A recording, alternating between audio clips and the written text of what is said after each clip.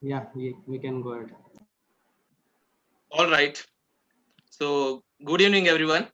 Hope everyone of you is well and safe. First of all, thank you for joining us because today is a very special occasion and we are really excited to kickstart today's event.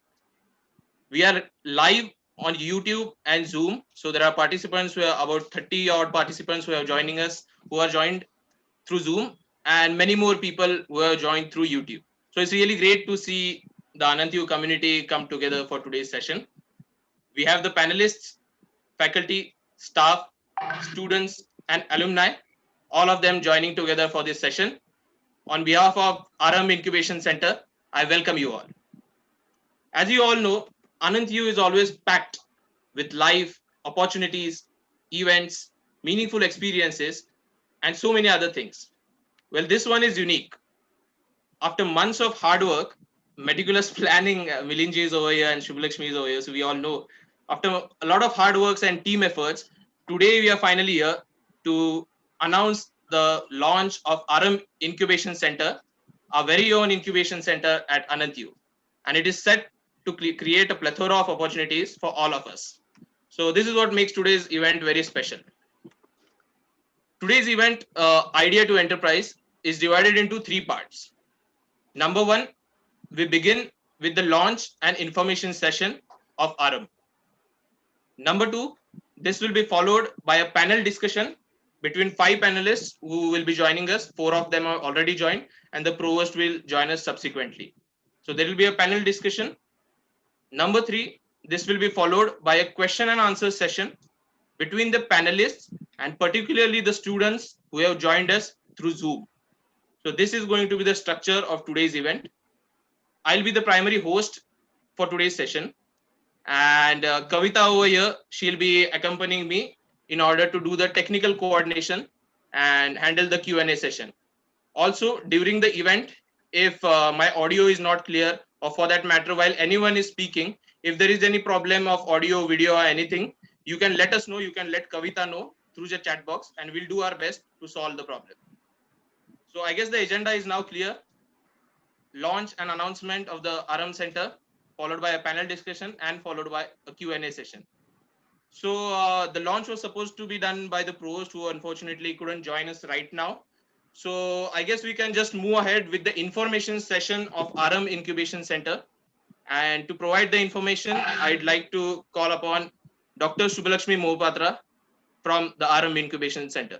Dr. Mohapatra, over to you.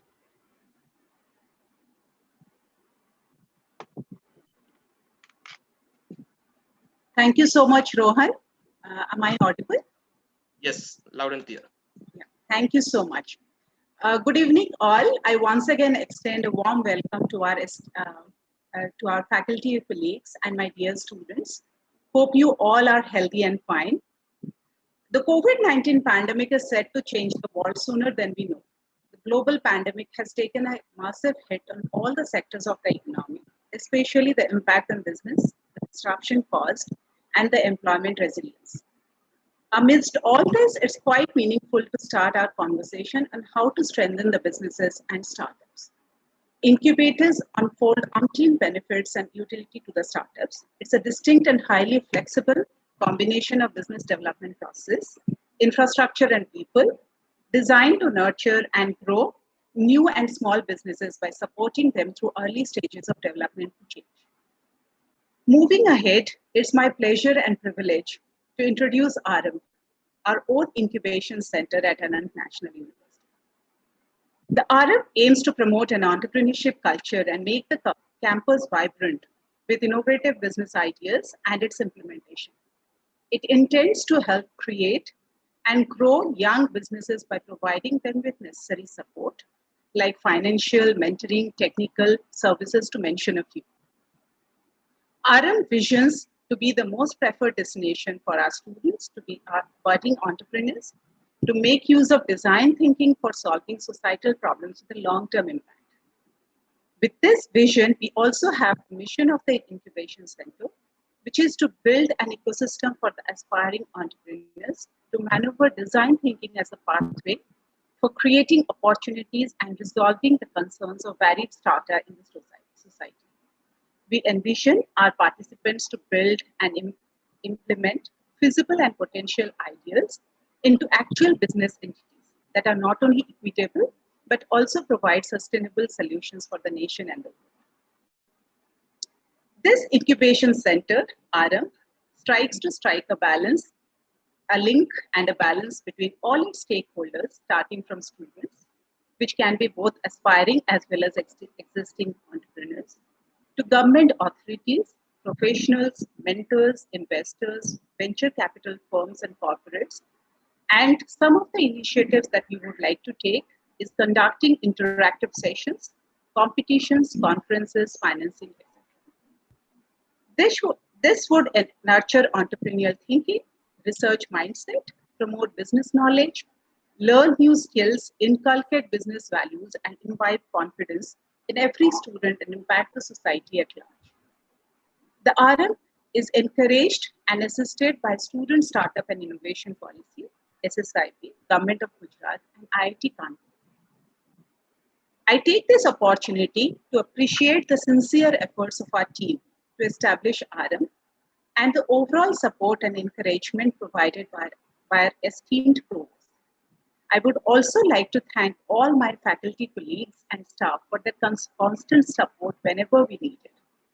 In conclusion, I would like to state that incubators are irreplaceable and invaluable safe haven for startups as they are research-based, aided with training, development, and highly organized.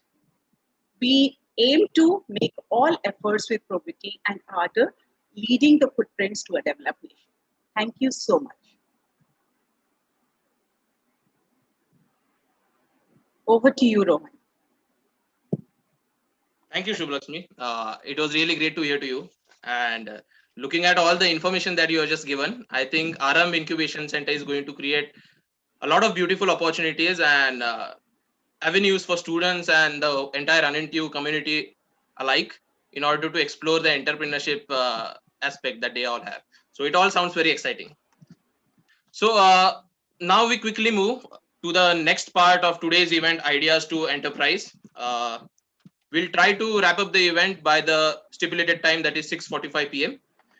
And this is going to be the main part of today's event. We have an interesting panel discussion coming up. For the discussion, we have invited 5 panelists. We'll follow a simple format for the discussion. The theme of the discussion will be Idea to Enterprise. Each panelist will make an opening address and talk for about 5 to 10 minutes in their area of expertise. The student, alumni, and everyone who has joined can gather perspectives and insights about how they can convert their ideas into tangible products and ventures. At the end of the discussion, we would open up for questions from all the participants who have joined us through Zoom.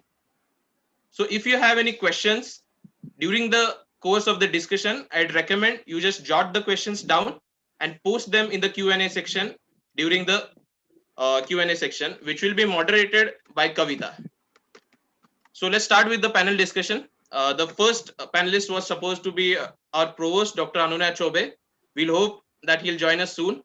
So we'll move on with the second panelist, that is you, Professor Shubhlakshmi Mohapatra. I'll just give a brief introduction about Dr. Shubhlakshmi and the topic on which she'll be talking today. Dr. Mohapatra is an associate professor and the co-director of the Center for Urbanism and Cultural Economics at Anand National University. She's also a member of the RM Incubation Center.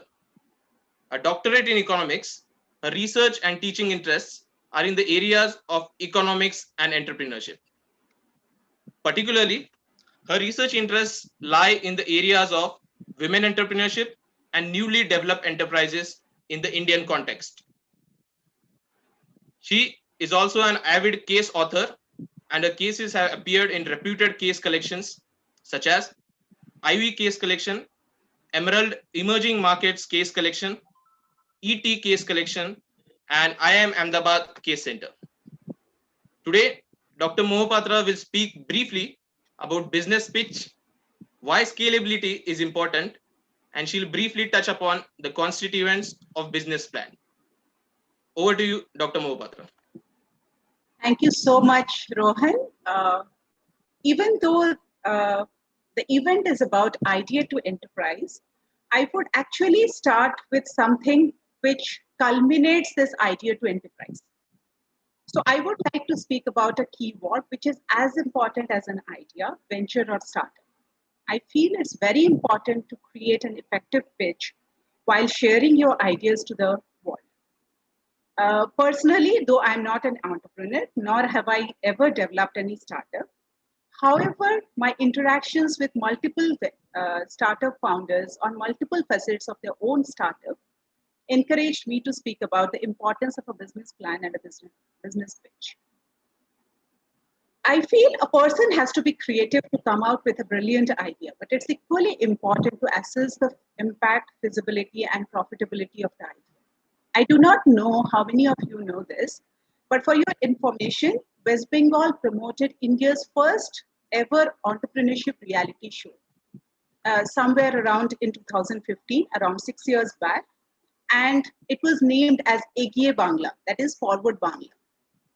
One of the chief judges was the founder of Bandhan Bank, Mr. Chandrasekhar Ghosh, and while announcing the winners, he shared with the audience a very important criteria while giving funds to a startup, and that is the scalability of the project. He mentioned that while you might have a great creative idea, unless it has the opportunities of growth, it's not really worth investing. And thus, while you pitch your idea to the larger audience, you need to maintain a fine balance between creativity, innovation, idea, and its scalability. Thus, the importance of the business pitch or how you present your business idea and what you present to the external audience. The audience can be in terms of your investors, clients, partners, or anyone. And this thus becomes the business pitch, thus becomes the most important element of any business. Now, I consider the business pitch as one of the first steps towards the three essential M's of any startups. Three M's: mentors, money, and markets. In essence, a well-crafted business pitch must actually access to all the three M's that I have discussed just now. Easier said than done. A business pitch is one of the most important documents for a startup and must be curated keeping in mind various factors such as the narrative that holds the pitch together, clear and concise use of words, information that displays the groundwork already done, and last but not the least, the financial projections that seems to be achieved. However, while even though the pitch is important, it's equally important how the pitch is presented or positioned. For example, I would just like to share the idea of Miss Lakshmi Menon, the founder of Pure Living, who made use of a larger number of Kerala saris that were spoiled because of the Kerala floods. She knew that if she approached the government saying that she wants to make dolls out of muddy and sodden clothes, people would have actually laughed at her. Thus, she positioned the dolls as having unique Malayali characteristics and narrative that actually went with each of the dolls that was aimed to create a sense of pride among the buyers. Last but not the least, I would just like to summarize my entire content and the presentation saying that the business pitch would be very crucial pillar that would determine the takeoff of the business idea. I would have loved to share more thoughts on business plan or pitches, but because of paucity of time, I would cut it short. Uh, thanks so much. Over to you, Rohan, again. Thank you so much, Dr. Mohapatra. I just request all the attendees who have joined through the Zoom to please switch on their videos. Trust me, it will be really exciting and nice to watch all of you while we are having this panel discussion. So in about 30 seconds or so, thank you, Barnabas. If you all can switch on your videos, that will be really great. And then we can proceed. Thank you, Milinji.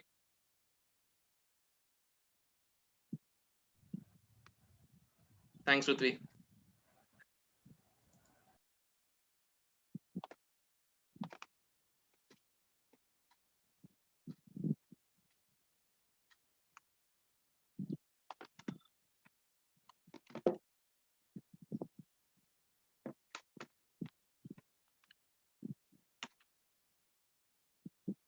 Okay, another 30 seconds. Please switch on your videos, and then we'll proceed with the next panelists. Thanks, Nakul. Thanks, Eli. Thanks, Bobby.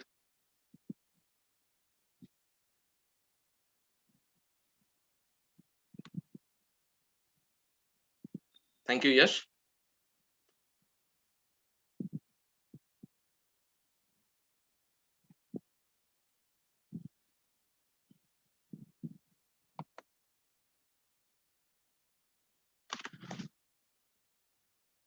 All right. So I think we can move ahead with the second panelist who has just joined, it seems. Hello, sir.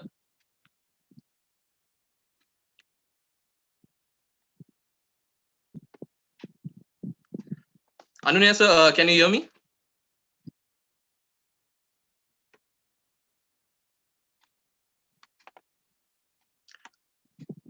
You're on mute, sir. If you're talking, we are unable to hear you.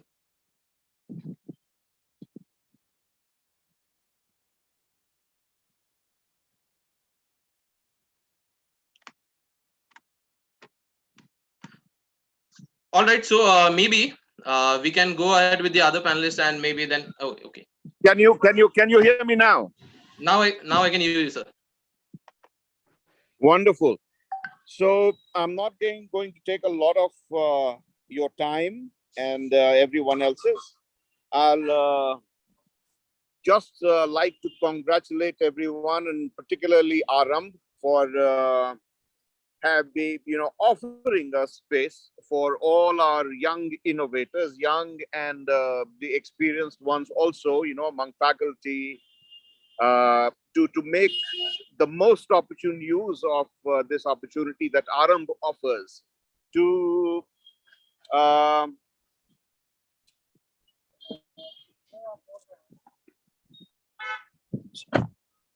this opportunity that Aram offers. Now I've just got back inside the car. Is this better? Yes, sir. Good. Yeah. So what Aram is offering here is an opportunity for young people living in a society which is beset with so many challenges, which is beset with so many problems. And I'm sure each one of us, including, of course, say the young students and our faculty, they are able to observe because they experience these challenges, and they are always looking for solutions to these problems. So the seed of innovation is in curiosity. How aware are you of the world that you live in? You could be living in this world and yet be disconnected from this world. So the challenge is for you to become connected with this world, to become aware of each facet of this world. And this world is being impacted, by challenges that are environmental, challenges that have to do with health, challenges that have to do with means of earning a livelihood, and so on and so forth. Mental health is also a challenge. And how exactly do we cope, not just cope, help others to cope with these challenges? We would need solutions. But like I said, the first challenge is for us to become aware of these challenges. And then, we get into that problem solving mode, and we start looking for solutions to these problems. And these solutions have to be innovative, have to be new, have to be optimal and sustainable. And this is what RM offers, to our young, clever designers, always looking out for new solutions to problems, some of which are age old. And I would just like to, mention a phrase here, which in the last 2 decades or so has become a very significant expression. We hear about emerging economies, India and China are emerging economies. There was a time when these countries and these economies were looked upon as only being markets, where all the innovations that would happen elsewhere, and of course the innovations would happen in countries that were considered and that were really developed countries. That is where everything new will be invented. That is where all the answers would be found. right? And all these answers would then, say, turn into products, um, consumer items, solutions that would then be used in the emerging economies. The situation in the last 20, 30 years, and of course, with respect to certain ideas and certain products, the it dates back, goes back, more than 2 or 3 decades. What I'm talking about is the expression that I'm referring to is reverse innovation, where ideas and products are created, are designed in our countries, China, India, and so on and so forth, in not so well developed economies that are faced with peculiar problems, malnourishment, health, traffic, which perhaps are not there so much in developed economies, so they don't really they didn't feel the need to come up with these solutions. Malnutrition. India, came up with solutions. Cheap food that is nutritious and very cheap, something that poor societies can really afford. And kurkure, Maggie noodles, so let me just name a few. These were food products that were created for a society which could not afford nutritious food. So there was some thinking, there was some product thinking that went into this. There was some design thinking that went into this problem. They infused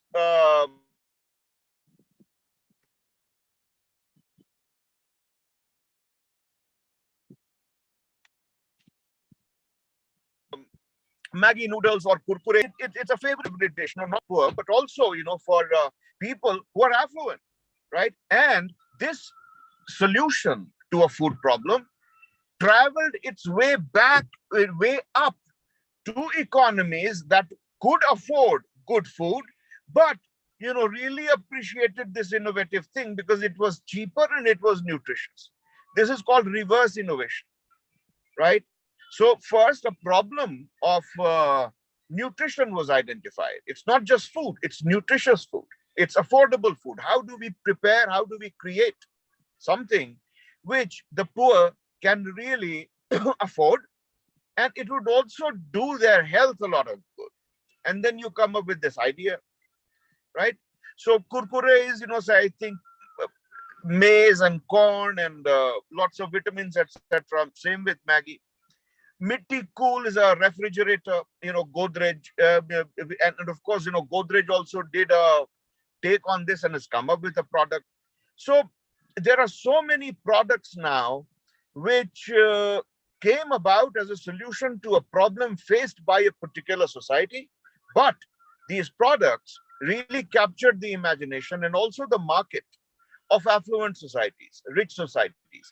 The reason was simple, that the product had an answer not just for the poorest of the poor or the poor people or the less developed economies, but for everybody. So this is what Aram is offering to everybody out here. Connect with the world, become curious, look around you, identify problems, and if you have a solution, Aram will help you find a solution, develop that solution, and to actually turn that idea, that solution, into an enterprise. So welcome all, best wishes to each one of you, and I declare Aram, the Center for Innovation, open today. Thanks to the great work done by Shubhalakshmi, Bhaskar, Milind, Rohan, and the Anant National University community. Thank you so much. Best wishes.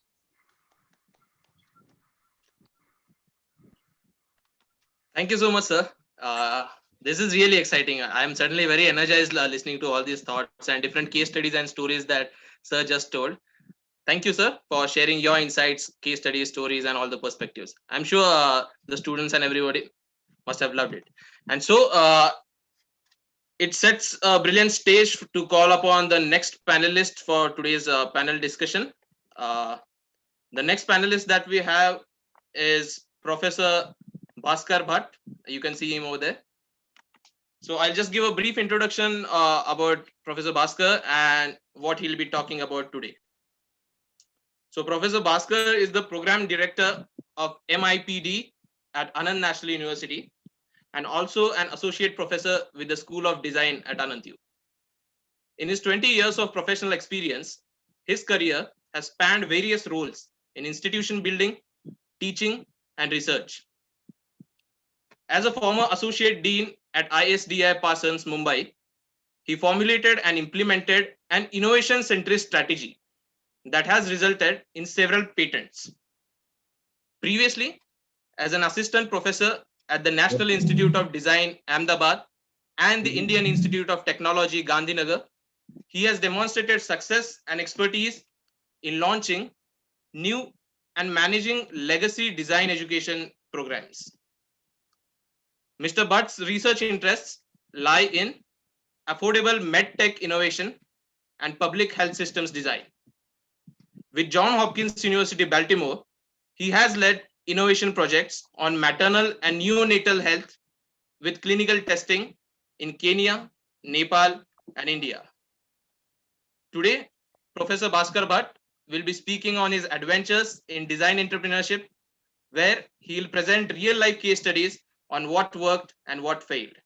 I'm really looking forward to hearing from Professor Bhaskar. I'm sure you all are too. Over to you, Professor Bhaskar Bhatt. Thanks, Johan. That was such a long-winded introduction. That's only reserved for social media. It's not for the community. I mean, you could have just said that I'm a teacher. That's good enough. Okay, so what I'm going to do is I'm going to tell you a few stories. So let me know if the screen comes up. Is it visible? Yes. Yeah. So when Rohan Subbulakshmi Villain said that you have to speak for 5 minutes, 10 minutes entrepreneurship, I said, how do you really encapsulate 45 years, 46 years of life and experience and 4 startups, 1 bankruptcy, 1 near divorce? How do you all do that? I mean, that's the toll that entrepreneurship takes on you. Right? And I said, how do you? So then I said, look, I mean, I can't have a long-winded presentation. I don't want to do theory. You can't say all this in 10 minutes. So I simply said, I'm going to tell you 5 stories. So what I'm going to do today, 10 slides, completely visual, but listen to the voice because the stories are more important. So the title of my presentation today is called Entrepreneurship Through 5 Stories. You know who I am, and here we go. I'm 46 years old. 1988. I was a 12-year-old kid. Okay, I won't take the name of the school. It is a lovely school, but I really don't want, since we're streaming on YouTube live. Okay, 1988. I was studying at a convent, a brilliant school, loved the school. And the most interesting feature of the school was that they had a lovely cafeteria. Okay, 1988 is much before most of you were born. Many of you in the room, actually. And the interesting thing about their cafeteria was that you could get 2 Chinese samosas for 50 paisa. For 50 paisa, you would get 2 Chinese samosas. Now, I was really interested in eating those samosas, but I didn't have the money because my father wouldn't give me any money. Okay, so a 12-year-old kid, I noticed a very interesting thing that used to happen in my school. The school had a small stationery where you could get your pencils, erasers, notebooks, and it was a rule that you would go and buy your stationery in that stationery store. So kids would get 2 rupees and buy a notebook, 1 rupee, buy a pencil, 50 paisa, buy an eraser. And as a student of the ICSE syllabus, we had English as the first language, we had Hindi as the second language, and the local language was the third language. The local language did not have exams, but then still, you were forced to buy a 200-page notebook, okay, which cost 2 rupees. Students would use only 50 pages, because they were just written assignments, and you didn't have exams, so you wouldn't use the other 150 pages. So I began to see that. I was just 12, all right? And then I figured that here lies an opportunity. So I located a stationery which had a 50-page notebook, which cost, I think, 50 paisa, 75 paisa, something like that. And so I purchased a lot of those notebooks. I actually took a loan from a senior student. I purchased a lot of these notebooks, bought small little stickers, erased the price tag at the back, and kind of topped up the existing price by 50 paisa. And I sold this to all my classmates. The logic was simple. The logic was, look, I wanted Chinese samosas. That's all. Okay. And so the senior guy who had funded me made some money. I made some money. The students took 2 rupees from their parents. They also got to eat Chinese samosas. I ate Chinese samosas. Everybody was super happy. But the one institution which was not very happy with my entrepreneurial endeavor was the school administration. Because they suddenly realized that everybody in all the sections had a different set of notebooks, which they were using it for the local language. And they began inquiries as to where these notebooks are coming from, because they were all the same brand. And ultimately, the trail of investigation led to this little culprit who was 12 years old. And they found out that I had sold these notebooks to everybody in the class across the sections. So they called me into the principal's office. They called my parents as well.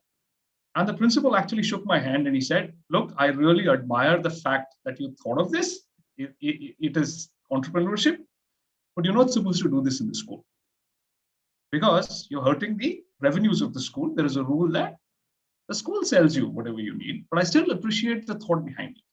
So I had the first taste of entrepreneurship when I was 12 years old. But there was an important lesson to be learned that day. And that lesson has never left me. And that lesson is ethics. The first and the fundamental quality that entrepreneurship has to be driven by is ethics. You don't cheat someone. You don't hurt someone.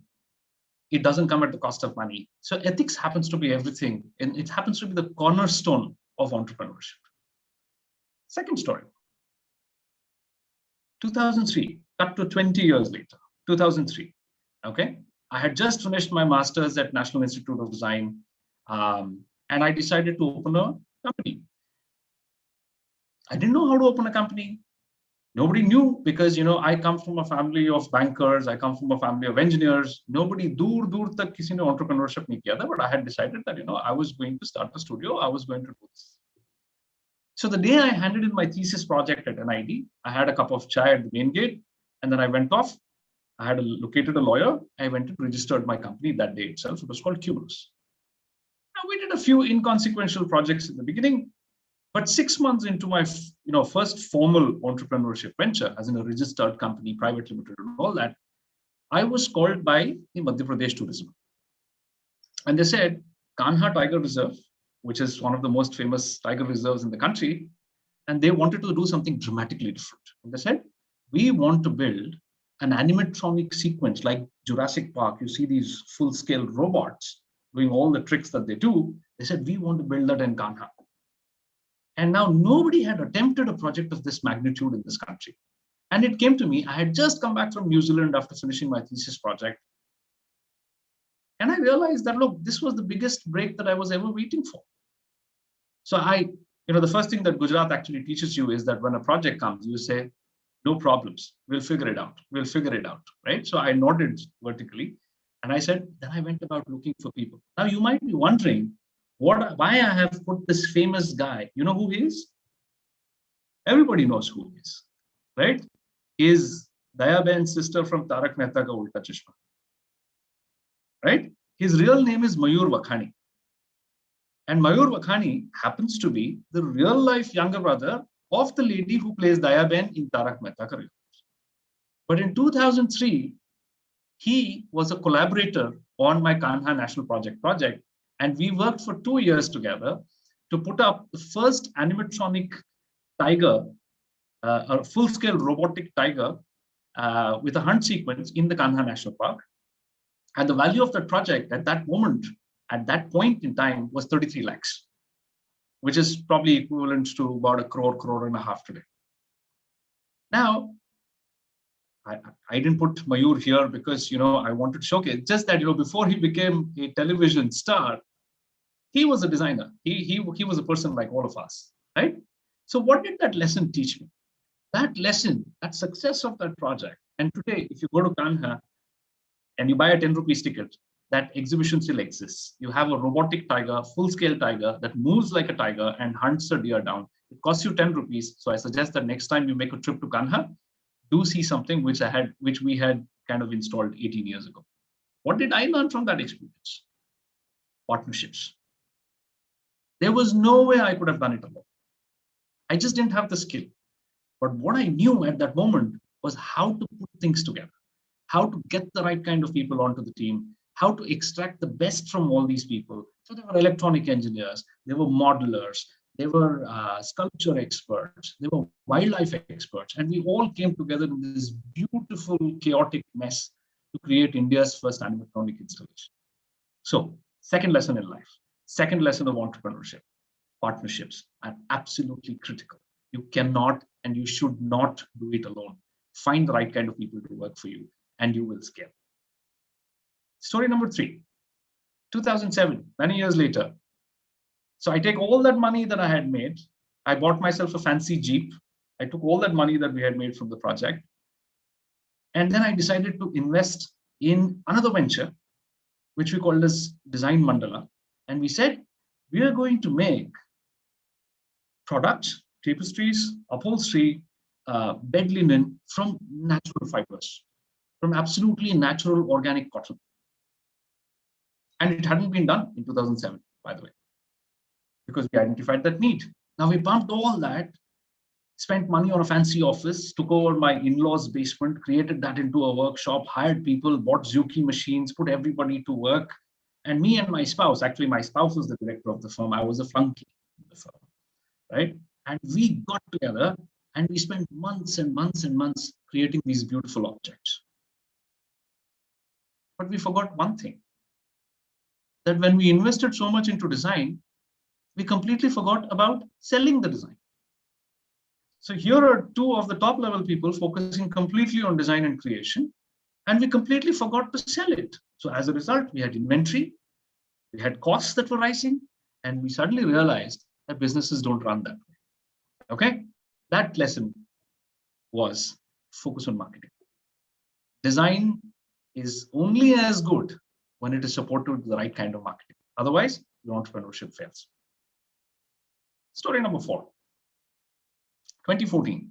So me and another collaborator from Bangalore, a very senior entrepreneur, serial successful entrepreneur who had built a 400 crore company called Bhaskar, he and me got together and we identified an absolutely cool thing because, me and some of my students had worked on this really beautiful innovation. You see that girl sitting in a chair on the right-hand side?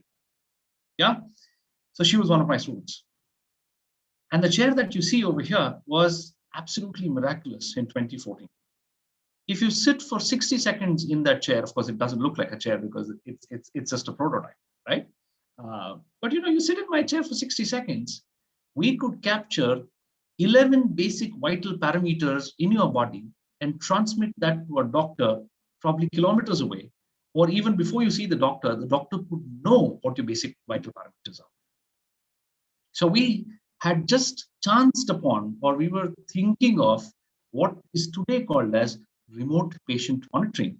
What Tractor offers to you today, saying, okay, do a call, get on that, speak to a doctor. We were trying to do this in 2014. Did we succeed? Not at all. We miserably failed because nobody put money on our project. We spent money on the prototype, didn't work. So we tried lessons learned, right, from the previous story. Lessons learned. Where do you market this? Who would pay for this? So we took it to the Omani embassy. We took it to the Afghanistan embassy, and we said, look, your patients fly to Delhi, All India Institute of Medical Sciences. And they said, why don't you put these chairs here, and we would be happy to do a trial for you, and we would be happy to see if it works for you. But then the fundamental question was, who pays for the chairs? Right? So it's a classic story of entrepreneurship. You get a little bit of seed capital, but when you need Series A funding, Series B funding, Series C funding, it's a long haul. It's an exciting journey. But this is what we learned. Lesson learned from story number 4. Timing is everything. Time is the most precious commodity in entrepreneurship. You lose time, you spend too much time on your design, your idea will fail. So there's a saying in entrepreneurship, and the saying is, if you have to fail, fail really, really fast so that you know what not to do.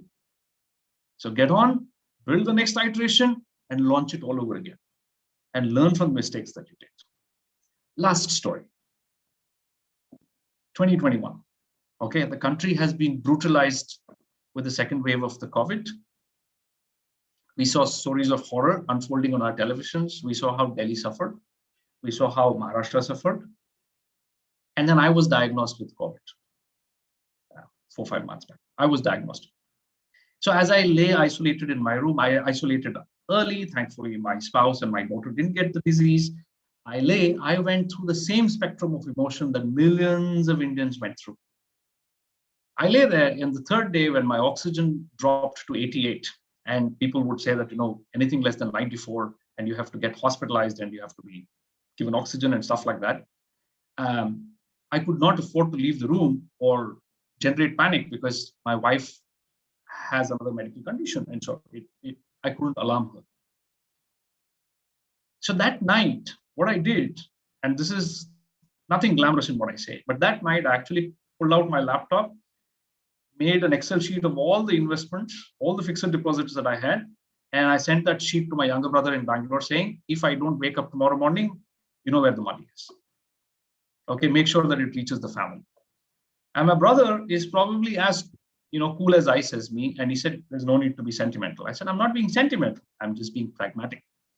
And he said, okay, continuing in the same line of pragmatism, have you nominated people in all your accounts? I said, yes. He said, okay, I'll see you tomorrow morning. I survived that night.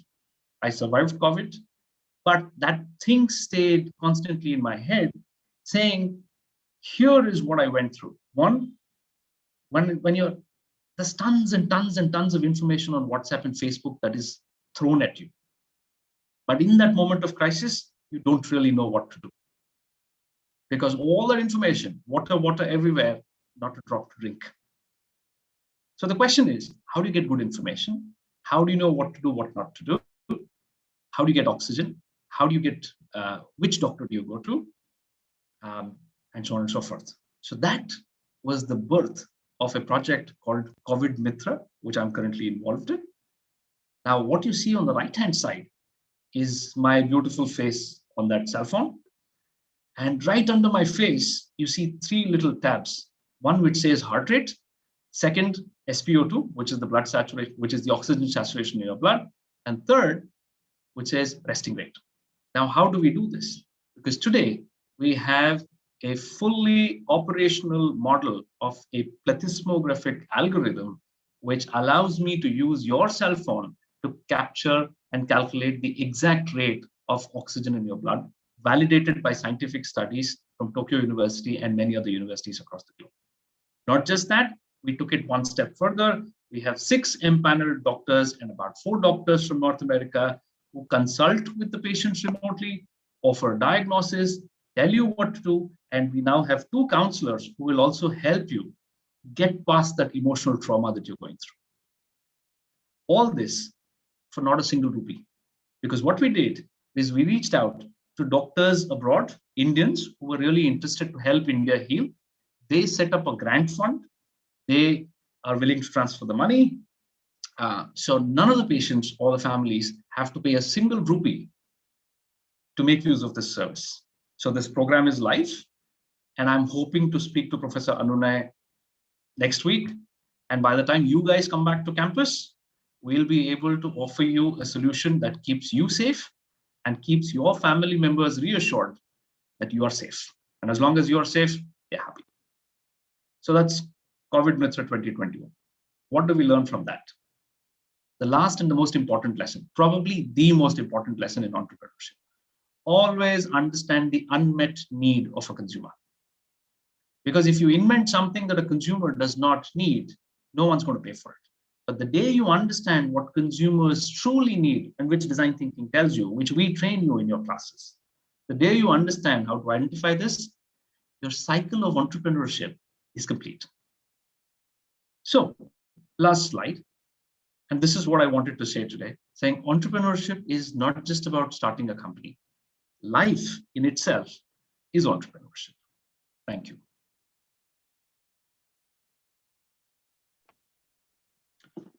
Wow. Thank you so much, Professor Bhaskar. The presentation, your style of speaking, all the case studies and everything was so inspiring and so exciting. Really nice, excellent. I'm really glad that you came as a panelist for today's session. And Yeah, so that reminds me to remind all the attendees who have joined through Zoom that I'm sure that by now, listening to three of our panelists, you must have some thoughts, questions, queries, doubts, anything that you'd like to discuss. So just a reminder to keep those thoughts and questions ready. We'll take all of those in the question and answer session that will come towards the end of the session. Thank you, Professor Bhatt.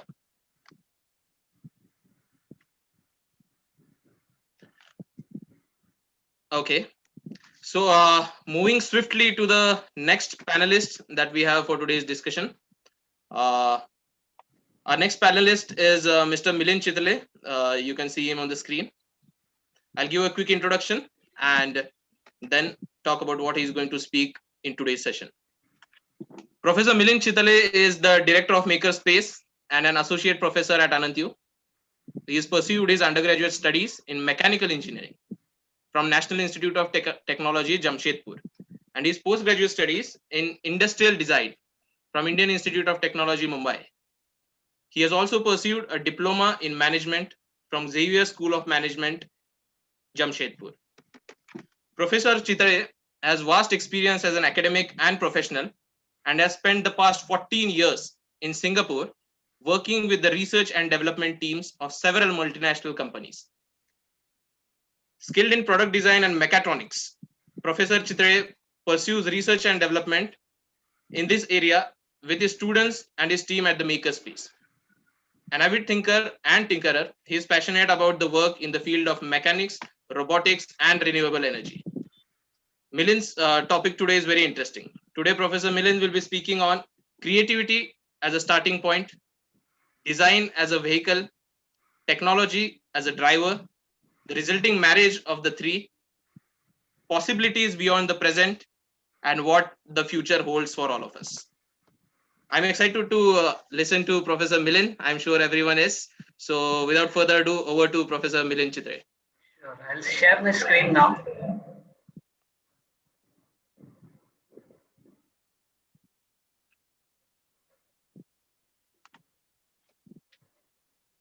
So is my screen clear and visible now?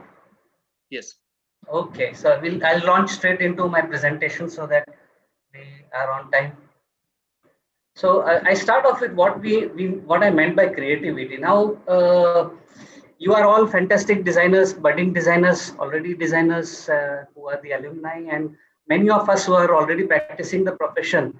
We are all very creative, but like you saw in some examples um, of entrepreneurship around you, many entrepreneurship models fail not because they are bad, not because they are not worth it, not because they have not solved the problem or anything like that, but it is just that if a product that you have come out with is just a me too product, it will often lose its space on the selling shelf, which means very quickly your business will go down in terms of revenue or may not pick up at all in terms of revenue and you may not make it as an entrepreneur. So creativity is a very important aspect of entrepreneurship, and you can see in the example images below, like if you come out with something, of course you can see on the left the first image is that of a person who's using solar energy to drive his personal devices,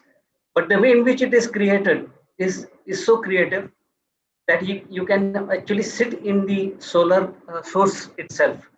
So that makes it very interesting, that makes it usable, that makes it intriguing, and people want to try it out at least. So you're not failing on the first step. At least people come to your product, they see what you have, and you go forward. So you create a wow factor. Without creativity, no one wants to notice you, no one sees your work, no one notices your work.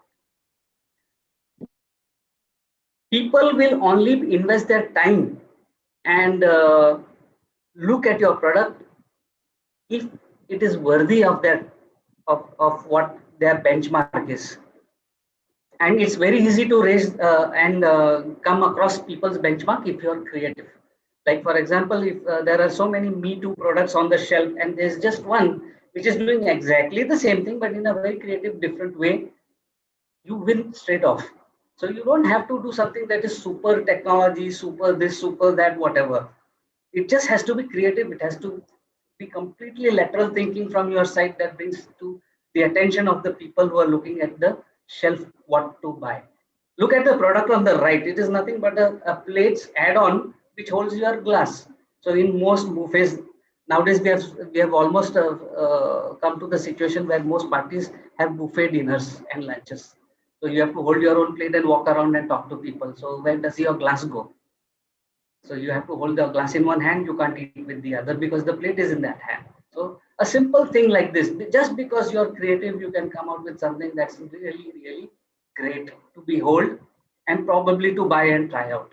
So if a person buys and tries out, he will talk to some other 10 people that I bought this and it's fantastic. So if you make these kind of gimmicks, look at the small boy who's trying to wash his hands. I'm sure most of us during our childhood always wanted to copy our adults and wash our hands in the wash basin in the restaurants that we go to. But we would never be able to reach there. So a simple add-on to the tap like this makes the life of a small child so exciting. Ah, I did what my parents did. So these are the things that we want. So if you have seen things that are unique and creative, try to take a mental note of those things, and they will definitely help you and charge you forward in your ventures and your attempts to make good products for others. I go on to the second point of my presentation, which is design is the vehicle towards entrepreneurship and good products. So in products, I'm not talking only products, but like what Bhaskar showed, it's an entire plethora of devices. It also includes services. So a good product is also well designed.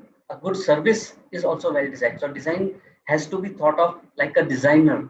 So why am I talking about design so much? Because you understood in the experience that you have had with Anand University so far, even if you are in the first year, even if you are a foundation student, you know what we mean by design. And we are so damn serious about design. We look at what we need to do to get over a certain problem. So we first seek a problem to solve.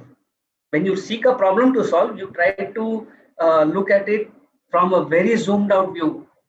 Then you narrow down onto the aspects that you can actually capture in that product and which you can solve, I mean, in that problem.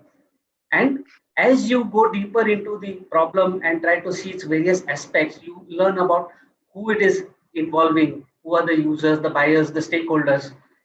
You then learn how to empathize with because of your design skill. You know what they are thinking, you put yourself in their shoes. And unless you are able to do that properly, your journey towards the proper product for the solution for a given problem will be half-hearted. And we as designers are very good at empathizing and trying to understand all stakeholders and look at a problem from everybody's point of view differently and impassionately. It's not that this is my idea, so I won't look at this aspect. No, we are trained, and you have seen us training you to be very good in looking at the problems from every stakeholder's point of view. Also, during your training, you have easily understood that there are many methods of going across a design. So you can establish the right design pathway, the appropriate one to choose for the situation that you are in, whether it's a product or a service. You will understand and you will be able to take the right choice of the design pathway to get to that solution. Also, as your design progresses, you will be bringing your idea in a positive way that will bring positivity towards the user or the stakeholder, and you will be able to clearly in your own mind flush out those aspects of your ideas that would be negatively influencing your outcomes of the design solutions. So design is an absolutely important and something that you cannot do away with. Never forget that you are a designer first, because it's a way of life. Just like we say, no, Hinduism is a way of life. Being a designer is a way of life. It's like our, something that has deeply been put into us, a seed that is sown into you, which will grow into you, and you will grow with the plant of design. And as a designer, of course, the last aspect that you are very supposed to be good at is validating what you have created. Don't be a sore loser and say that, no, my design is good because of this. Be very impassionate and understand that if it is to be successful, your design has to be validated in the proper way. Not just because it's your baby, you are going to protect it. Okay, let's move on to the next aspect, which is technology. Now, technology as a driver and enabler is what RM wants you to be able to grapple with and take the reins in your hands with. So what we are going to try to do is with RM, we are going to try to have partnerships with various people who will give you the enabling technologies, who will give you the enabling ideas, the right tools, the techniques, and the tips and tricks that you can use to become successful in what you are doing. So with the proper selection of tools, techniques, any great idea can become a real outcome in the real world. I'll go on to the next one now. When we marry the three possibilities, creativity, designing, and the right tools, what we get is amazing. So on the screen, I'm showing you some examples of what has been done by people across the world. So soft robotics. Now robotics, by nature of the word robotics, you think of something that's hard, rigid, and it's going to be something that's doing something in the Cartesian or the some kind of arrangement in 3 dimensions. But soft robotics is an outcome of extremely creative people who thought of borrowing ideas from nature. And you can see that the various kind of grippers, the various kinds of end of arm tooling, and everything has changed the moment soft robotics was introduced to the world of robotics. There's no need to comment because the pictures say 1,000 words on their own. I'll move on to the next page, which shows the next aspect. Bioreplication. It's a very important area. There has been a very successful movement of using stem cells, which can be triggered to produce certain organs. So you see in the terry dish, an ear is being grown from stem cells. Then that ear, which is partially grown, is implanted into a space on a human body of the person to whom that stem cell belongs, and the ear starts forming properly because it now gets the proper blood, oxygen, and the various nutrients that you eat. Later on, that organ is transplanted back to the actual place. So for example, if you have lost your ear, with the help of these amazing technologies, which are of course enabled by people like us who are designers and people who are entrepreneurs who want to put their money where their heart is and where it's going to affect people of the world in a positive way. You can also see the other guy who has got a trouble in his nose, so it had to be deformed and operated upon. So he has lost his the form of his nose, and they are growing a new nose on his forehead, which will then be transplanted back to its right position. So this is the amazing world of technology, biology, design, and creativity working together. Another example, small and large 3D printed objects. You can see on the left an entire building with the cranes that you would normally see on construction grounds, but instead of these cranes being just lifting and pouring cement, they're actually 3D printing that the entire building. On the right, you're seeing a metal 3D printing machine that is used in the creation of space vehicles, specifically speaking, rocket motors. So the entire booster tank and the thruster design that is designed by scientists can actually be 3D printed, and this would be as huge as 6 feet tall with about 5-6 feet diameters. So you can actually do these kind of enormous things nowadays. So the sky is the limit. There is no reason for you to be shy of trying something that today sounds crazy, but tomorrow will definitely be a reality.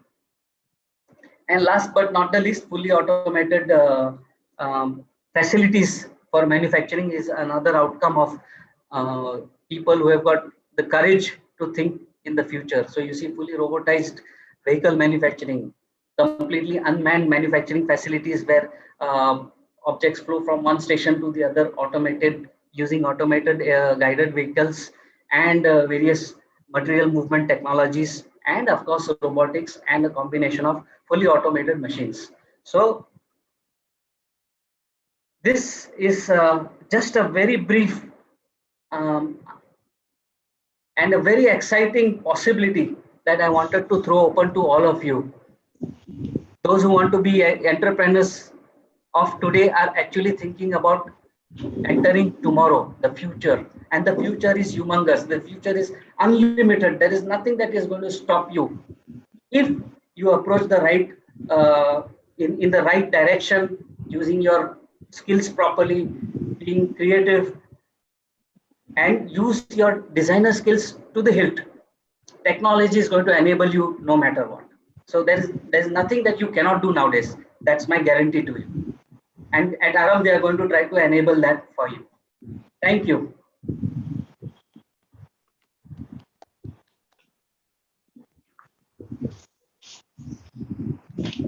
Thank you, Professor Milind. That was a fantastic talk.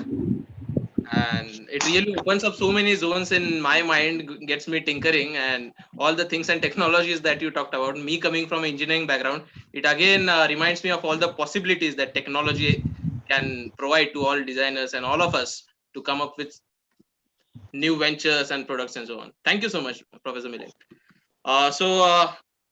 Now we can move on with the next panelist for today's Idea to Enterprise session. This will be the last panelist talk, and this will be then followed by the question and answer session. So we have Professor Dr. Sunandan with us. You can see him. I'll start with a very brief introduction of Professor Sunandan and what he'll be talking about. So Dr. Sunandan Roy Chaudhary is a professor of communications and media at Anand National University, Ahmedabad. His PhD research area was Indian and comparative higher education policy. He is the founder and publisher of Sampark, an international literary academic publishing company in Kolkata. And he is also the editor of Eastern Review magazine. An innovative cook, his evenings turn musical with Rabindra Sangeet songs composed by Rabindranath Tagore. Today, Dr. Sunandan will be talking about In Pursuit of a Dream. He will share with you his story of building Sampark. In November 1998, he had no job and no money, and he was 30 years old. But he had a dream of setting up a publishing company that will bridge India and the world. His father supported him with a loan of 5,000 rupees to start a current account in a bank, and thus started his journey with Sampark, the publishing enterprise he founded. In today's webinar, Dr. Sunandan will tell you his story of idea to enterprise. Over to you, Dr. Sunandan. Hi, am I audible? Yes, you are. Okay, thanks, Rohan. Thanks, Kavita, already to put that slide up. So I think that before I really start my talk, I would like to say that because I didn't have a perfect connection, so I could hear when Dr. Chaube was speaking, and then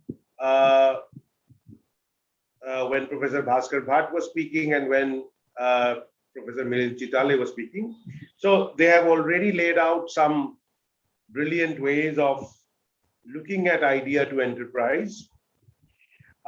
Mine will not be possibly anywhere as brilliant as theirs, because I would be actually talking about almost a case study, so to say, and I have only one case study to talk about, which is my enterprise. I'm not going to really talk about what creates or the theories of great businesses, possibly. I mean, this is all, there's a lot of literature on this coming out of Harvard Business School and Wharton Business School and whatnot, and also from our own IIMs. But I would talk about my personal journey in idea to enterprise. So as Rohan said, I started Sampark when I was about 30 years old. Like most of you who are doing now either a bachelor's or master's, I had completed a master's in Jawaharlal Nehru University. And then I had worked in book publishing companies for some time. But I was not very keen to work as an employee in any organization. I was always keen to be some sort of an entrepreneur.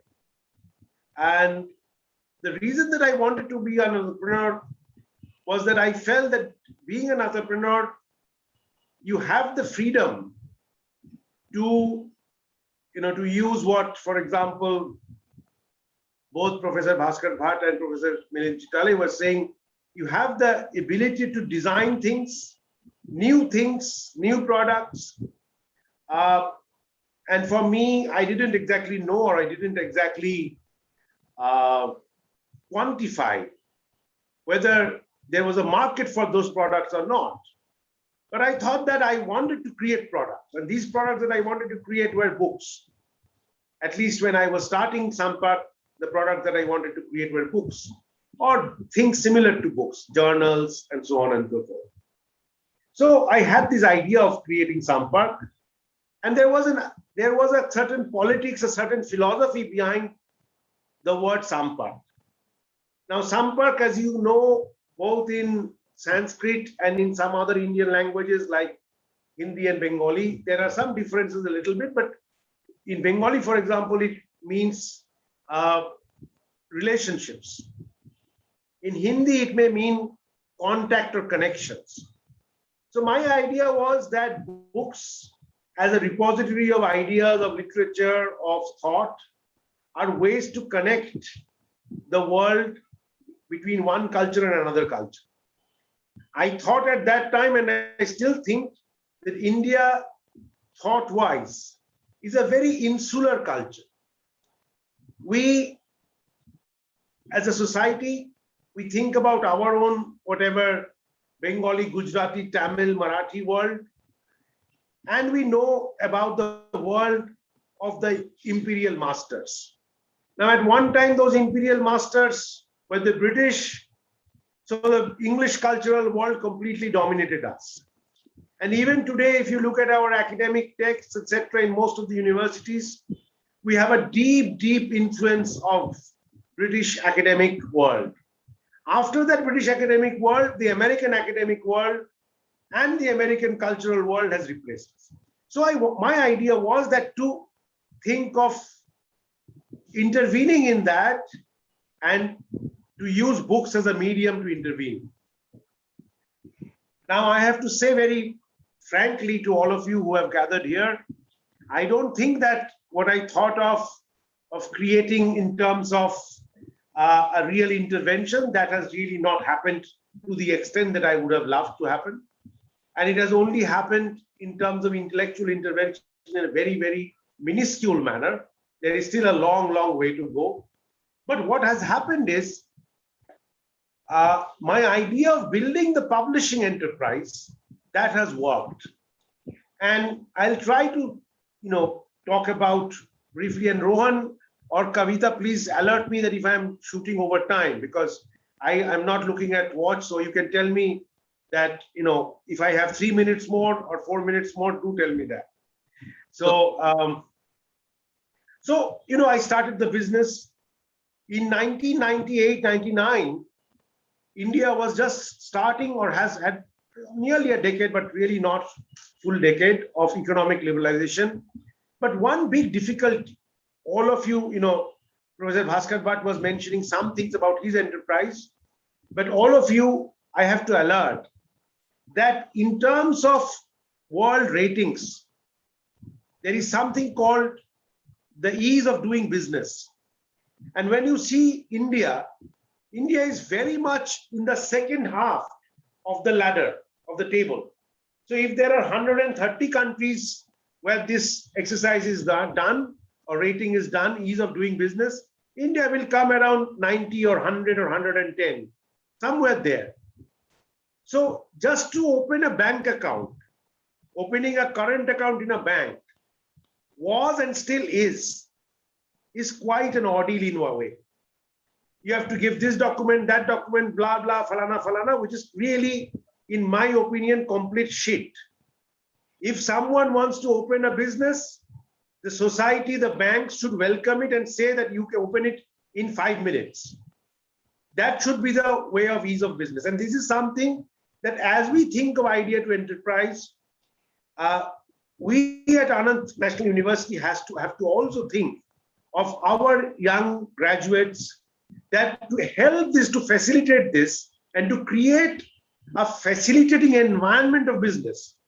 I still think that the relationship between professionals and creating business, if you want to start a small business, if you don't look at getting, huge amount of, angel capital, angel investor, etc., just a small, business, you will always face a lot of bureaucratic hurdles. And this is something that we have to facilitate somehow, I feel. So setting up a business is sometimes a challenge. Another challenge area is that, I know I am getting a message from, I'll quickly go through a little bit. Another challenge area is economic sustenance. So you have to be, I think that when you think of starting a business, you may have a product, and as Professor Milind Chitale was saying, that your product needs to be designed well and, kind of innovation and all that. But I would add one thing to that. There should be a great amount of flexibility in your attitude. If your X product does not work in the market, then don't keep on always looking at the X product. Think of a Y product. In English, we know this, and maybe in other societies this is used, that you don't throw good money after bad. Similarly, I would say don't throw good energy after bad. If you see one thing that you have built with a lot of labor for 2 years, the market is not taking it, is not accepting it, dump it. Think of something else. In business, flexibility and malleability is a very, very important thing. If you want to be an entrepreneur, without that, you cannot do. I don't think I have much time. I will stop with just one example, which is an example from the Japanese businessman Akio Morita, who is one of the founders of Sony. I imagine some of my colleagues at Anand National University must have read Akio Morita's, globally best-selling book, Made in Japan, which is a story about Sony. Now, the story is this, that in 1947, exactly 2 years after the end of the World War, Japan was devastated. Akio Morita and 2 of his friends had started Sony in a small burned-down garage, and he was gone for his first export trip, or maybe it was second, to America. And they were making transistors in those days. So they had a Sony transistor. Many of our students may not even know what is a transistor, but I suppose you may at least look up what is a transistor, a radio, whatever. So he went there and he was trying to sell it. So there was this American company which came to him and told him that, look, we will order 10,000 sets of your transistor, but you have to sell it under our brand name. Let's say their brand name was Bush. So Akio Morita told them, look, we will thank you very much for the order, but we will not sell it in your brand name. And then that guy, Mr. Bush, let's say, told Akio Morita that, okay, fine, but you will be nowhere in America without our brand. And Akio Morita had the courage and moral and ethical courage to say that in 10 years' time, sir, we will be there in the United States as the company, and I assure you. And that's what Sony did, and that's what Japan did. And that's what now, we like it or not, China is doing. So I think there is also a lesson that you have to also believe in your enterprise that you will do great things one day. I stop there.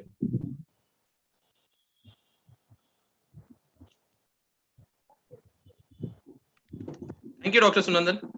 It was nice hearing to you, and so many perspectives that you have offered. It makes me really looking forward to interact with you more and more, and for more and more engagement of yours with the RM Incubation Center and the students.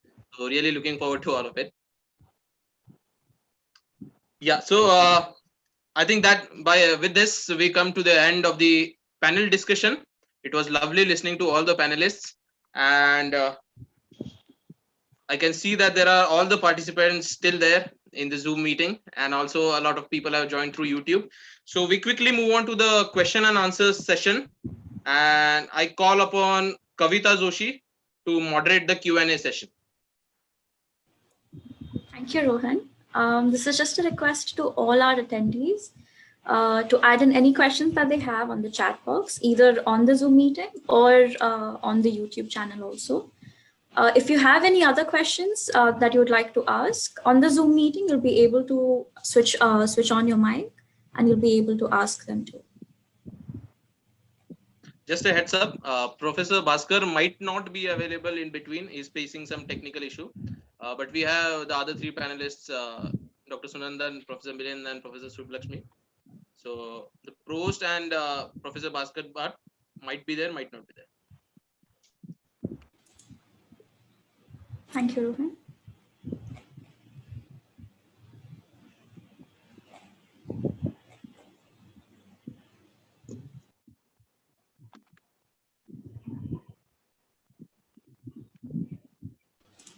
We have a question from Barnabas Thomas. He's saying, are there any reading resources you'd recommend for learning about entrepreneurship?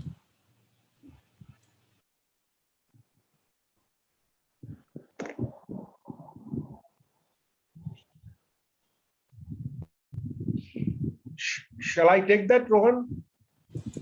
Sure, sir. Yeah, I mean, there are huge number of reading resources that could be recommended on entrepreneurship, but I mean, I think that what I told you, for example, if you read the autobiography of Akio Morita, Made in Japan, the story of building Sony, that's a great, great inspiring story for any budding entrepreneur.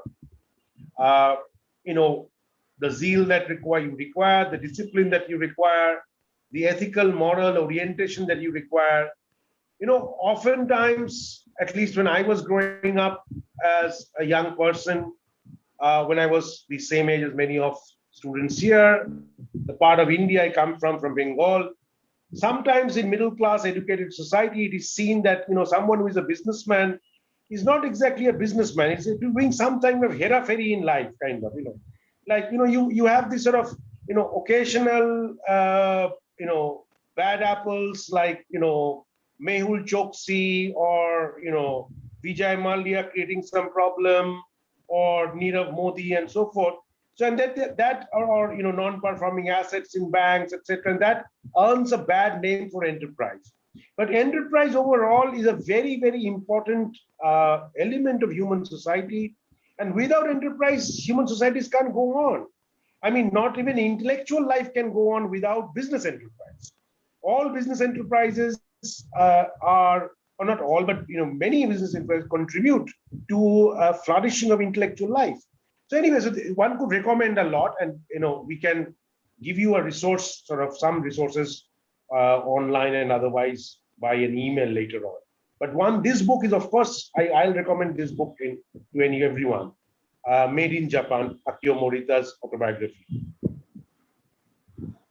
Can I also take it forward? I would suggest there is a very interesting book, preliminary book, if you want to follow, by Bruce Barringer, that talks about the basics of entrepreneurship, if you wish to read it. While I agree with Professor Sunandan on this point, that no two ventures are similar. And so for that reason, taking up a standard book or following a standard book and trying to find out whether the process will be similar or not, that may be highly questionable. I at the same time, I may suggest you one movie or a documentary that I think any person who wants to look into life from different perspectives can always follow, is the documentary of a Japanese sushi maker, Jiro Sushi. He is almost 95 years old now, and even with that kind of age, also the way he runs the business is awesome, and there is a lot of learning that you need to take from him. So I would suggest looking up into different stories will give you different insights. That's one answer from me. Can I take the next question as well? Because I think the next question was oriented towards me by Advaita. Yes, ma'am. Yes. So, yes, I mentioned about the 3 M's. And we at Aram, we aim to look into these 3 M's as well. We want to develop a strong network of mentors. We want to give an initial set of funding money, seed funding for the starting up of the prototype, creation of the prototype, as well as the proof of concept, and also plan to take it forward where you can actually start up an enterprise venture. And at the same time, we'll be also talking about how the business aspects or the marketing aspects of how the business can be considered to be, can be turned out to be a profitable venture. While I'm talking about all these things clearly, whether we'll be actually helping you out to create an effective pitch, we'll be giving you some basic guidelines. Definitely, we'll be giving you some basic guidelines. However, ultimately, the final pitch is all yours. So that's what I can say. Thank you so much. Thank you, ma'am. We have 2 questions for Professor Bhaskar.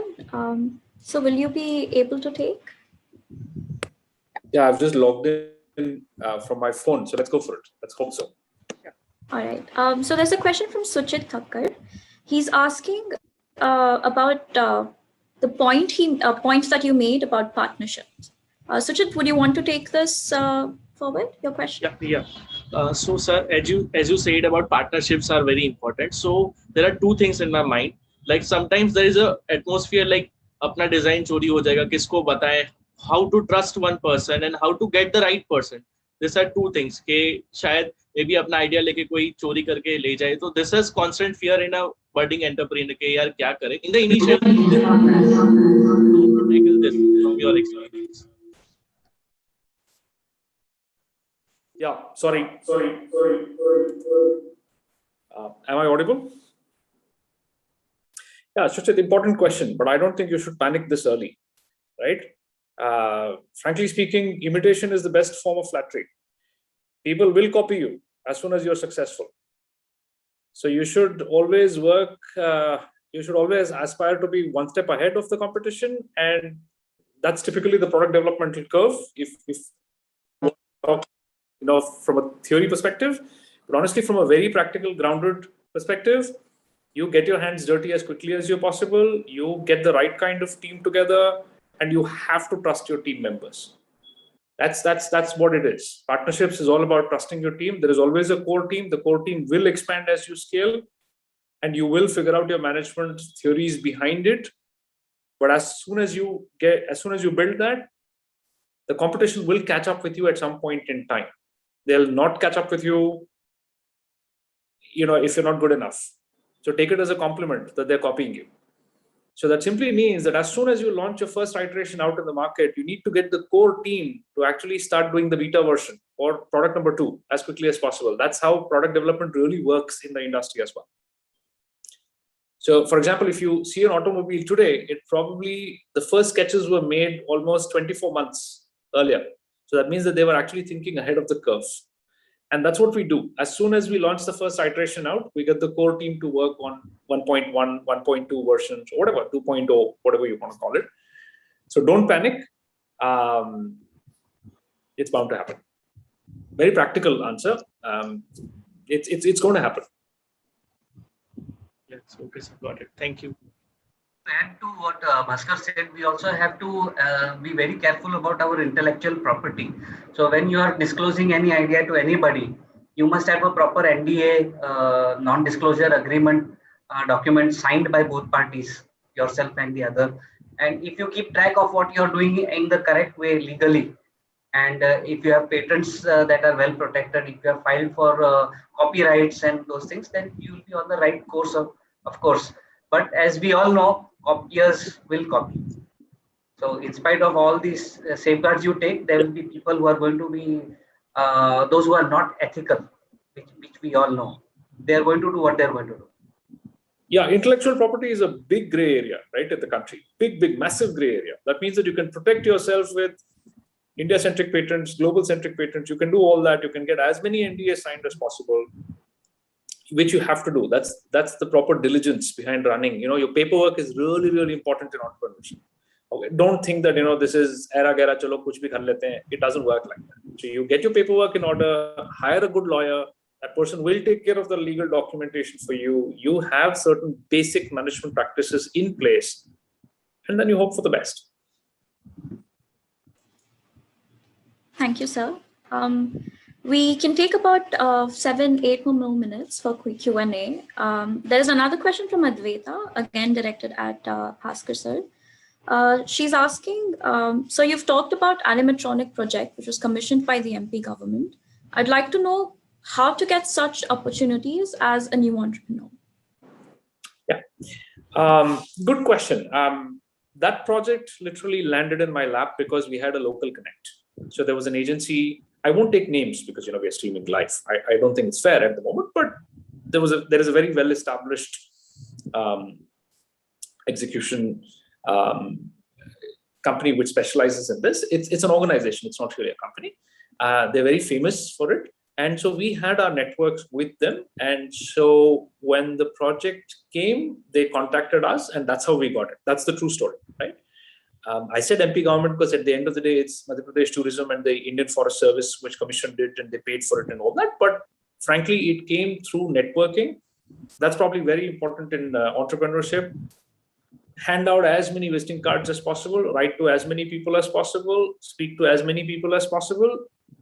Networking is everything. Show up at all the right events, shake hands as much as possible. I know these are COVID times, but you got to do all that.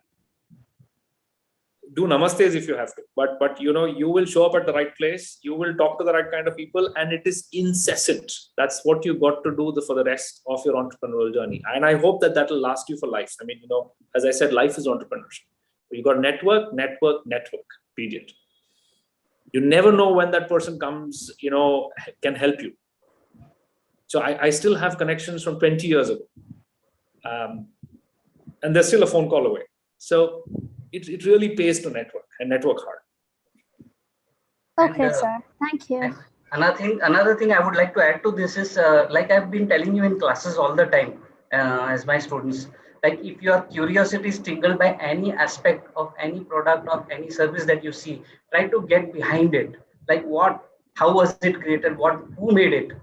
And try to get into a conversation with those kind of people. So over a period of time, when you have talked to enough number of people, they will recall that there was somebody who was curious about my work and wanted to help me with something. If I had any work at that point in time, I did not, but now I do.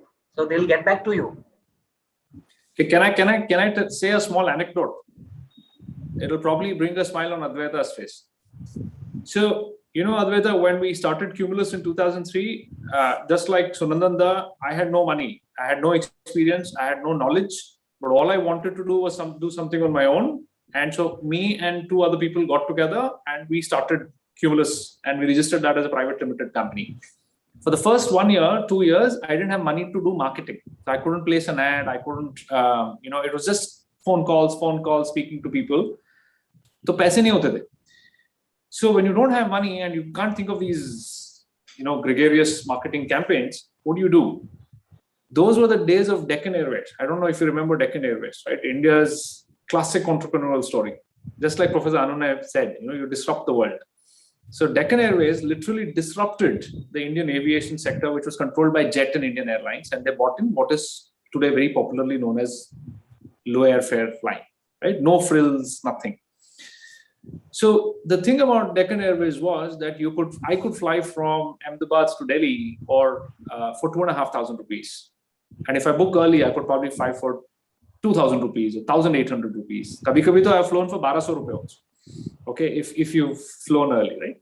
So what I would do is that I would have 100 or so of my visiting cards of Cumulus with me when I would do, the marketing travel, because I was traveling and meeting people. And whereas the other directors of the company were actually focused on the execution of the project, I was the guy who went around shaking hands, right? And costing and pitching and all that. You get all these in-flight magazines. If you travel on Kingfisher Jet, you have those in-flight magazines, SpiceJet, magazines. Yes, sir. So I would carry a stapler with me, and I would carry or a piece of sellotape or a foam tape or something. And then I would tape my cards inside that in-flight magazine, hoping that the guy who comes and sits after me is probably some big shot CEO who sees my card and gives me a call. I didn't get a call. I think the idea was fantastic. Wow. It didn't really work, but It sure did bring a smile, sir. Wow, that's... It didn't work, but it doesn't matter. You scrounge. May I just add something to what Professor Bhatt just said? I couldn't agree more with you about this, but I will add something, and this is something for all our young friends to remember when they start on an enterprise. Professor Bhaskar Bhatt, Professor Bhatt tried this as a young entrepreneur 20 years back on a Air Deccan flight, pasting his visiting card and so forth. And he may not have gotten a call, but I feel, and this is kind of a moral belief system that I have, that when you do this effort, somewhere the universe rewards you. It may not come out of that exactly, but there will be something that will fall in your lap which you did not expect. And that's the very magic of enterprise, or that's the magic of life in general. I mean, I just before joining this meeting, it will be a bit long one. Can I have 2 minutes, Rohan? Anyway, I mean, I'm taking the liberty of 2 minutes. So I heard from a friend who is a CEO of a very large bookstore chain. And he said that they have opened a franchisee in Delhi, actually 2 franchisees, which is owned by the same guy. And that person is a hugely rich guy, etc. But he has one person in the bookstore who is a good for nothing fellow. And my CEO friend told that franchisee owner that why on earth are you keeping this good for nothing fellow? And then he told, after some time, that the real story came out, that apparently this rich guy, he was coming out of a place of worship. And this good for nothing fellow apparently was sitting in front of the place of worship and was crying. A 50-year-old man who was crying on a morning, somewhere in Delhi. And this rich guy, he took hold of that, say, good for nothing fellow and told him that, look, you come with me, and he saved this man and, gave some economic help, etc. So I feel that if you think of the world from that man who was crying, that good for nothing fellow who was sitting in the footpath of Delhi and crying, somewhere the universe looked after him. Now, I'm not saying that chance will always happen to every single person in the world. And I'm not saying that there is a great divine, thing. I'm not saying anything of that. But I think that if you really, really work hard, and if you are really wanting to do something, then somehow, if not through that particular medium, through another medium, I mean, I have felt this all my life. Every time, each moment that I got in a break in my life, that's all because I really wanted that it should happen, and it didn't come that way, but it came through another alleyway. Yeah. Thank you, sir. We have a question from Anubha ma'am. How to start a business while earning at the same time?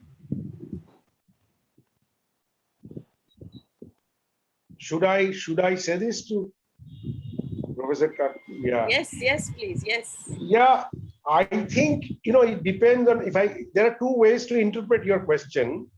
One way is to say that I have a day job, and can I start a business alongside my day job? That I think, many people in India and across the world do. But if your question is a little bit more, or a more difficult question, which is that, like what for example, Bhaskar was saying, that which happened in Bhaskar's case, my case, in many other such instances, you start a business when you are really penniless. You don't have any money.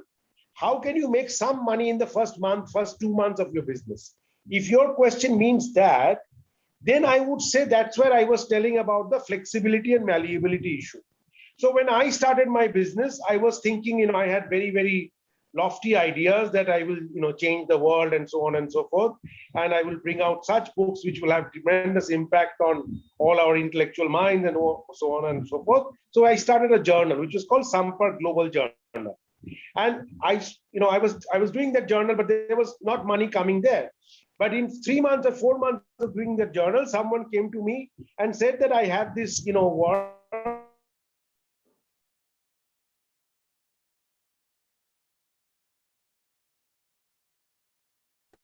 for, and I said yes.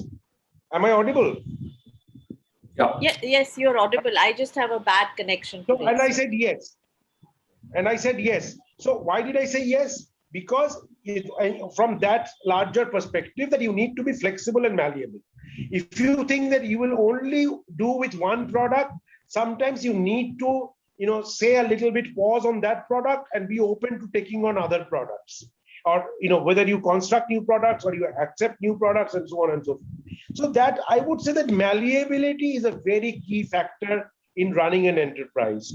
If you are malleable, you are flexible, and you can still, keeping within your ethical, things in mind, you can still make money very quickly. I cannot predict how soon. It could be for some person, 3 months, for some person it could be a year, but you can make money quickly if you are, and as Bhaskar was also saying, that this networking is also hugely important, because as I am always trying to start new businesses.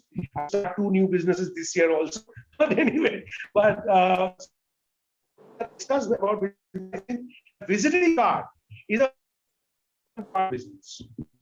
If you don't have a visiting card, you can't business. Visiting card is the first step to business. So I'm thrilled that Bhaskar did that on the air Deccan flight. I have to say that I have been shy enough not to do that. With Bhaskar's story, I will take my shyness now. Stop there. So I will also, sorry to continue this, but I will also kind of put it a little differently. So many of our young students, and maybe our not so young people like me, may also want some startup funding, and that is becoming increasingly difficult. So I do know of friends and people who started businesses and are doing well, but they've got some amazing amount of funding from NRI sources or other sources. So how do you tap into that kind of a network, the angels or the, whatever? And I mean, the startup universe has become so cluttered and so, I mean, there are too many. In Bangalore, literally every house is a startup now. So, Yeah. So how do you reach the correct audience? The money is there. How do you reach the correct audience? Can I take that one, Anubhav? Yes, please. Of course, any of you. Yeah. So one of the methods that we've always known is to tap into the angel network. So every city now has angels.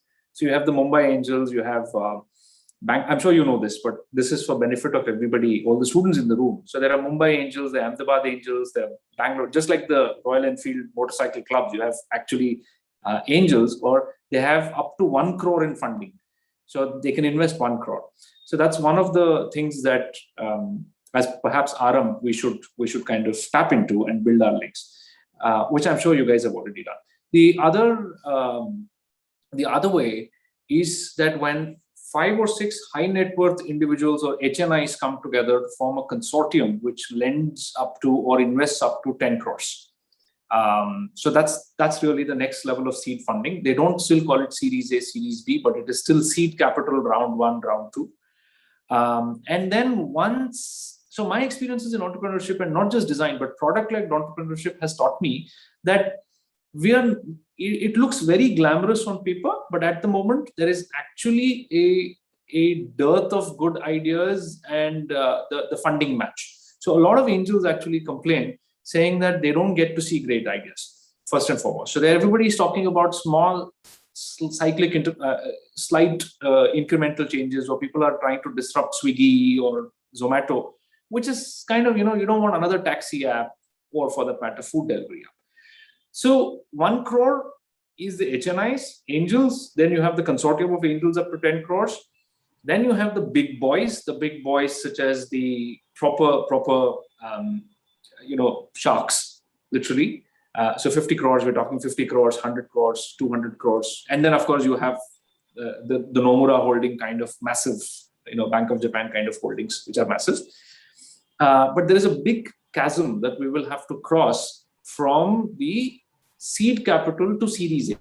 That really is the valley of death. It is still in India, it is still easy to get seed funding. It is still good to prototype, but every single consortium of HNIs will ask for at least 100 paying customers for your product or service. And if you can't demonstrate that pilot, it is almost impossible to get there. Where funding has really moved and where money is still being liberally splashed, if I may use the word, is actually in deep tech, just like what Milind mentioned. Deep tech simply means they are blindly investing into things like artificial intelligence or Bitcoin at the moment. It's blind investment, hoping that the world will take over. But for product-led entrepreneurship, there's still a long way to go. They ask for paying customers. You need to get your first 100 paying customers. So seed capital is available with the government. Central government offers seed capital. State governments offer seed capital. Now they have incubators all over the country, so they offer seed capital. They help you network. But honestly speaking, the value of death is really between the seed capital and Series A. That's where the problem is. I don't know if I answered your question, Anubhav. Sorry. I'm sure you answered a lot of people's questions in this room, perhaps. Like, I've done many pitches. That's how I know this. I mean, it's in the sense that, we had product ideas, my students had product ideas, and we've gone in front of these people and we know what they look for. So they're always looking at scalability, and they're always looking at failure as an experience. Like, it's almost like a battle scar that you carry now, saying, I have a failed startup. They are actually more happy with you because they know that now you know what not to do. So they'll ask you, have you done this before? No. Second, and the most important lesson, and this is for all the benefit of the students, they know that your idea will most likely fail. And I'm talking about the big boys. I'm really talking about the big investors here, right? Embark Capital, for example. One of the biggest social equity investment startups. Their focus is clearly social innovation. They're clear, but social innovation has to be monetizable. It is not the charity model that we have paisa de do or wapis nahi aayega. So this is really about the scalability. So they very clearly asked us 3 questions. One, is your product scalable? Second, give us the profiles of the team members. And this is really interesting because they very clearly told us that we know that your idea will most probably fail. And we're not going to evaluate you based on the idea. We want to know, and we want to give you money on the basis of who's standing by you. So your collaborators and team strength and the expertise that you bring to the table then allows them to assess realistically if you can quickly move on from an idea that fails and come up with another idea to scale. So this is what I learned from Embark Funds. I mean, I've pitched with others as well, but Embark was quite classically fun teaching experience, learning experience actually. Acumen, sorry, not Embark, Acumen Funds. Oh, I was wondering what is Embark. Acumen, not yeah, Embark. right. Acumen. So sorry, my mistake. I know we are live, my mistake. Acumen, brilliant experience, great learning experience talking to them. And they were very incisive. Though we were very, very well prepared, they were like surgeons, dissecting our numbers and saying, aisa nahi hota hai. So it was fun. Thank you, sir. I'm sure that must have answered a lot of questions. We have one question specifically about Aram from Jitendra Kumar. He's asking, what is the destination of Aram? What will be the final stage where we'll be working together? Will it be a full-fledged startup or supporting till some part of the journey? Will Aramb also guide us in getting certified by the government regulatory bodies? Jitendra, if you want to take this forward, you can also do so. This is a question in general for all panelists. I think, Kavita, I'll take this question. Sure. So, Jitendra, we are currently trying to take one step at a time. So, currently we are looking into POC prototype, for which we have got some kind of support from the government of Gujarat. Subsequently, we plan to extend it further, where we can also support for the startups in incubators to actually get started with us. And parallel to that, I will also try to mention here that with the SSIP support, we are also providing support in terms of IPR related mentorship. So that is also provided, and along with that, getting some certification from government agencies, we'll definitely try to take it forward. Thank you so much, ma'am. Thank you, ma'am. We've already shot up by over half an hour. Would you like to take one last question before we conclude the session? Sure. All right. So Saipriya is asking, how do you trust or find out that your idea is here at the right time? Plus, do you pitch it to anyone who you think can fund you, or are there a certain kind of people or organizations that you should target?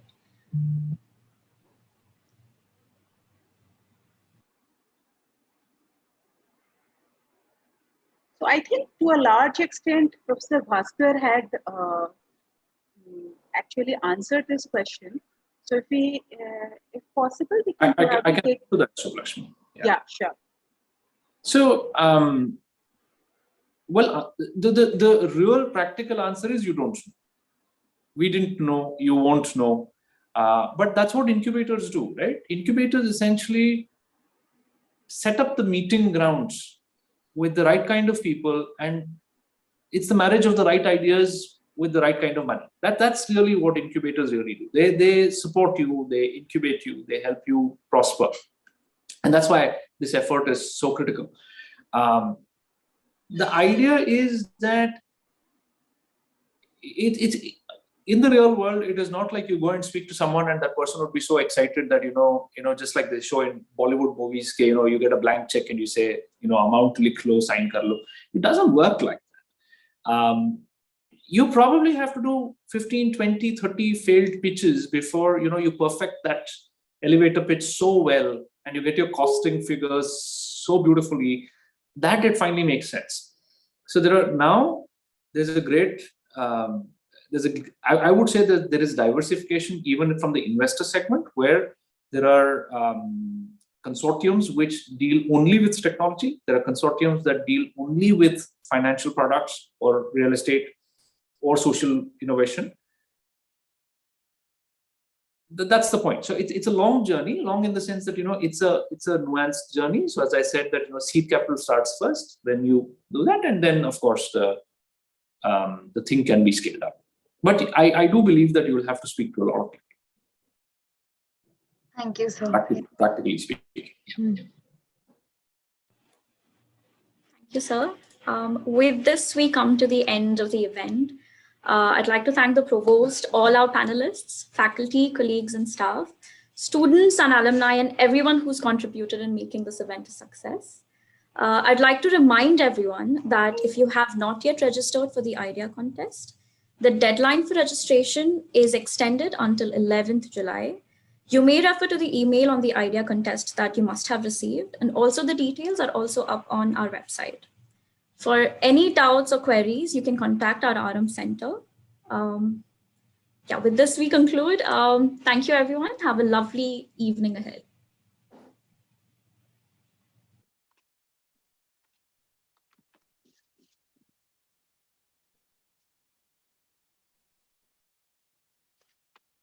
All right. Thank you so much, all the panelists and all the attendees. It was great. It was great to listen to all of you all. And thank you, Rohan, for organizing all of this as well. Yeah. Very well done, Rohan. Thank you. Thank you. Thanks a lot. And Ms. Joshi, you as well. You speak really well. Well done. Thank you, sir. Receiving a compliment from you is a very big deal for me. Thank you. Thanks. Chalo, good night, guys. Have a good weekend.